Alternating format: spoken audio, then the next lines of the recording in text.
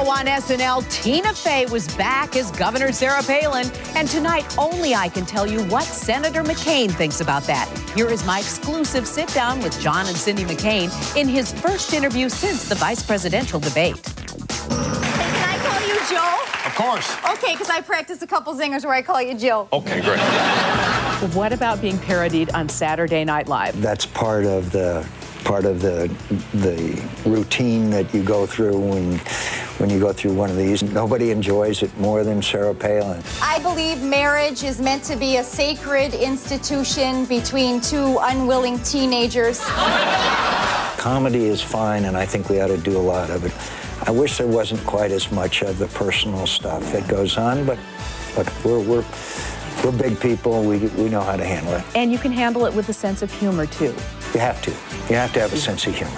The senator showed that sense of humor when he appeared on SNL a couple of times. One of the most fun things I've ever done was hosting Saturday Night Live some years ago, and I did one routine that I was a lounge act singer singing Barbra Streisand songs. Papa, can you hear me? Papa, can you see me?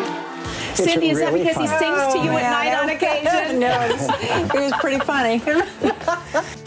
It was here in Sedona, Arizona, where I spoke with the senator and Mrs. McCain, that Governor Palin prepared for the debate. What did she say to you the day of the debate? Have fun. And that's the only thing that I said to her. And let's enjoy it. This is a great moment.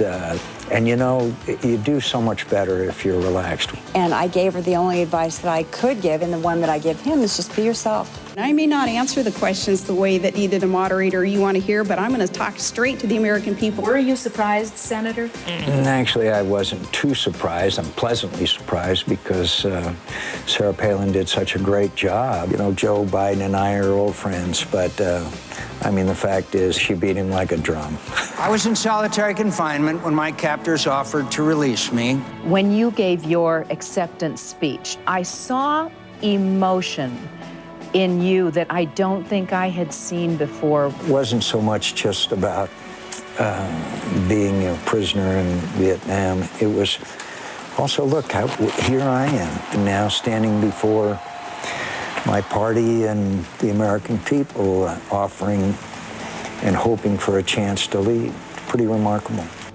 And there's much more ahead from the senator, including what he has to say about another somewhat controversial episode in his campaign, that Letterman moment.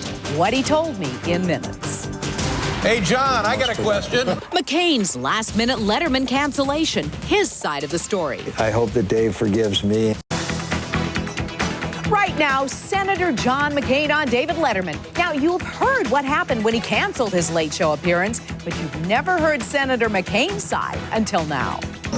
I hope that Dave forgives me. So John McCain calls up and he said, I'm not going to be there, kids, because everything is going to hell. It was 2 weeks ago that John McCain pulled the plug at the last minute and canceled a scheduled appearance on The Late Show, upsetting Dave, who caught the senator taping an interview with Katie Couric for the CBS Evening News.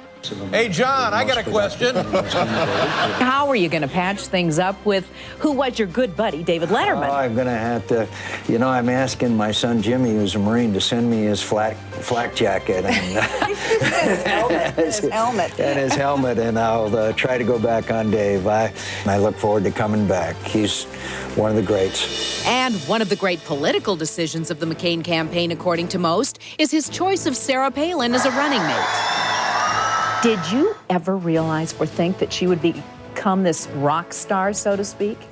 With undue modesty, I think that one of the reasons for that is Sarah Palin. I think she represents a lot about the future of America, politics in America. But it's quite remarkable, the affection and sometimes emotion that I see at our rallies it's very humbling. During my interview with McCain's in Sedona, Arizona, Cindy told me that she played a role in the selection of the Alaska governor. Cindy, how much of a say did you have in her selection?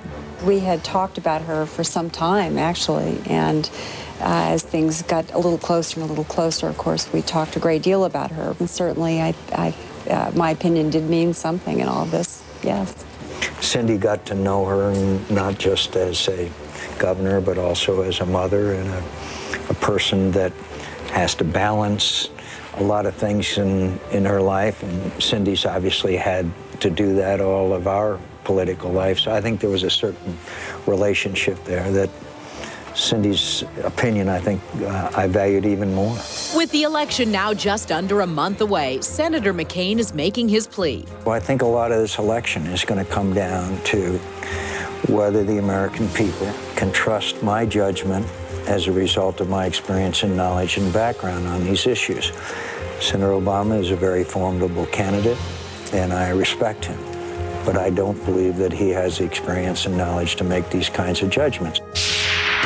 And you just have 29 days left to make a decision. Now tomorrow, more on Sarah Palin's run for VP. Does the senator think she can handle being commander-in-chief? She's the only one that did her income tax return at H&R Block. John McCain on Sarah Palin. Is she ready to lead? How do you answer that? And kids question the candidates. Have you ever been picked last? Tomorrow.